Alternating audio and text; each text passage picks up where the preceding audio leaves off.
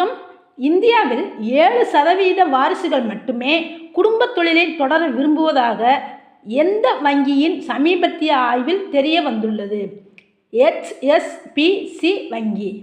ஒருவரின் இருப்பிடத்தை துல்லியமாக அறியச் செய்வதற்கான டிஷிபின் எனும் டிஜிட்டல் போஸ்டல் இண்டெக்ஸ் நம்பர் என்ற டிஜிட்டல் முகவரி குறியீடு எந்த துறையில் சமீபத்தில் அறிமுகப்படுத்தப்பட்டு உள்ளது? தபால்.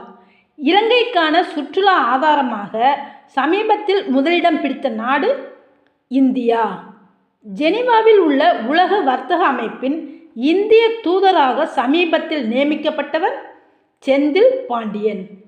சர்வதேச கிரிக்கெட் கவுன்சில் சார்பில் ஒருநாள் போட்டியில் சிறந்து விளங்கும் வீராங்கனையருக்கான தரவரிசை பட்டியலில் பேட்டர் தரவரிசையில் 727 புள்ளிகளுடன் முதலிடம் பிடித்துள்ள இந்திய வீராங்கனை ஸ்மிருதி மந்தனா. நன்றி.